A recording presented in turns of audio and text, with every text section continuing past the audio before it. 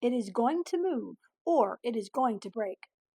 Many years ago, we imported 2 Morgan mares from Quebec, Canada that were in foal. We were going to use them to improve the blood stock of the Haitian horses. The tricky part about horses in Haiti is that Haiti is mostly desert. Animals must survive on very few calories, as there is not a single feed store available and you cannot buy hay or supplies like that. The Haitian horses are medium-sized ponies between 12 and 13 hands.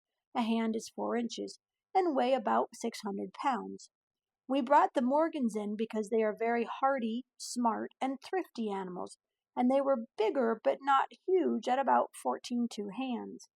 Although my childhood recollection, those horses were humongous, which is laughable now given to how big some of the horses we have at the farm are, the tallest one being Titan at 6'2" at the shoulder. So in comparison, the mares that we brought from Quebec were quite small. We were trying to breed horses that were small enough to survive on the few calories that they could glean on the piles of rocks, but big enough to do some work. The mares' names were Bambi and Beauty. They were half-sisters by the same mother but different father, and both were foal to a stallion called Tupelo. Beauty was an incredible puller. She was impossible to tie, as she would pull and break halter after halter, lead rope, and whatever she was tied to. The upside of Beauty's pulling ability is that whatever she was hooked to was going to come with her, or something would break. Dad had her and Bambi hooked to the wagon with a yard of gravel in it. The load was really heavy, and I remember seeing Beauty almost on her knees, pulling that heavy wagon up the mountain. The harness held, the load moved. Dad still gets teary-eyed when he talks about that mare and her bravery and undaunted spirit. Beauty was not much of a mare to ride, as her gait was rough, but she was elegance in motion under harness. Her sister Bambi was exactly the opposite.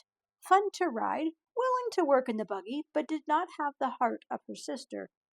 I love stories of valor, stories of uncommon heroes, of beating the odds and of never giving up. They inspire me and encourage me to be strong and persevere.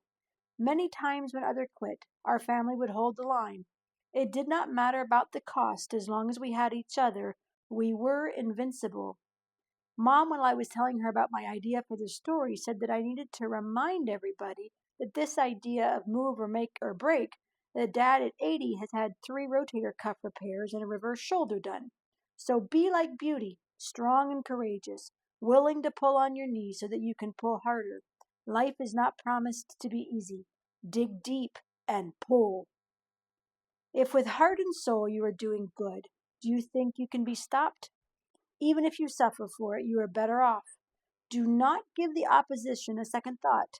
Through thick and thin, keep your hearts at attention, in adoration before Christ your Master. Be ready to speak up and tell anyone why you're living the way you are, and always with the utmost courtesy. Keep a clear conscience before God so that when people throw mud at you, none of it will stick. 1 Peter 3:13 through 18 of the Message translation.